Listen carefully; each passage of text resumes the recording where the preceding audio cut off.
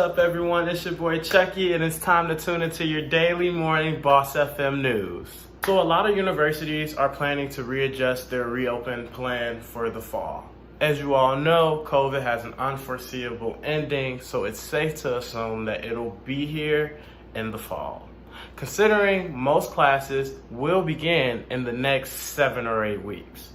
Doctors are saying if a college does not have a plan, they should not reopen.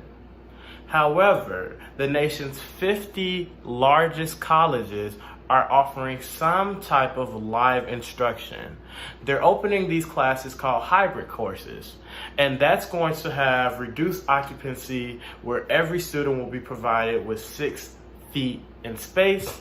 Also, they're taking extra precautions by giving dorm rooms extra space by making triple rooms into doubles, double rooms into singles. However, college is college, and you can't expect college students to be on campus without partying, pandemic or not. So, at the University of California, Berkeley, frat parties are believed to be the cause of 47 cases alone last week. BuzzFeed says that banning alcohol and parties would just cause a surge of disciplinary action.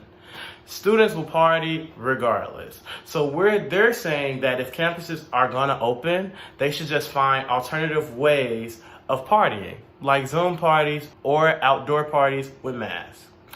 I don't know, it just does not seem safe to me, but I hope these colleges and universities do what's best for the students.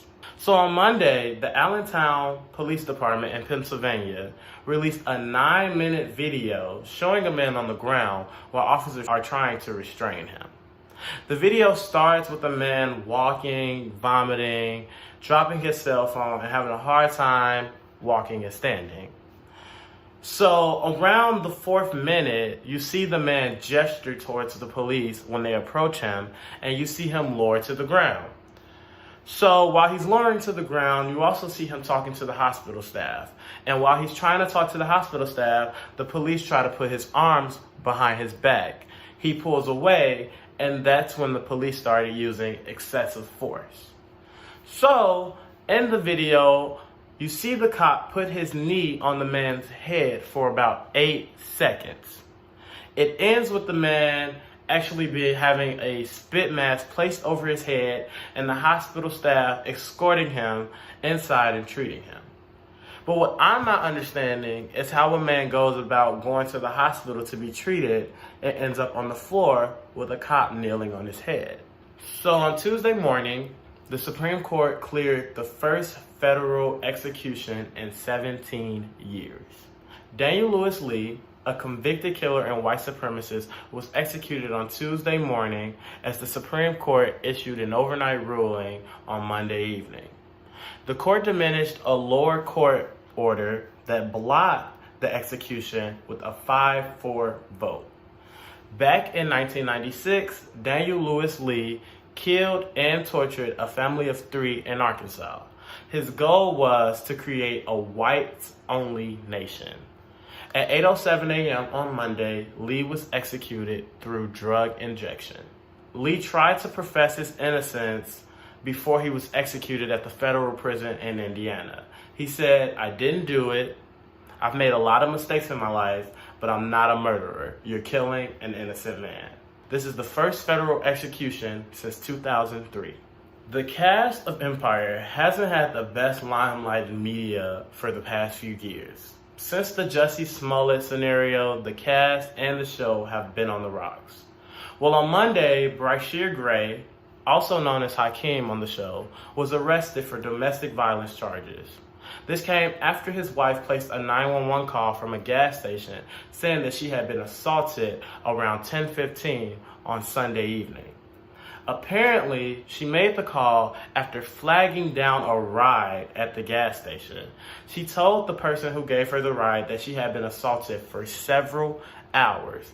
According to the press release, she had several visible injuries on her body. She says that Gray strangled her to the point where she lost consciousness. Gray was taken into custody around 7 a.m. on Monday morning and was booked on aggravated assault, and disorderly conduct. The woman has been treated for non-life-threatening injuries and has been released from the hospital. Well, it is Wednesday, everyone, and as you all know, on Wednesdays, we bring you a very special segment, Wind Down Wednesdays. And I have a special one for you.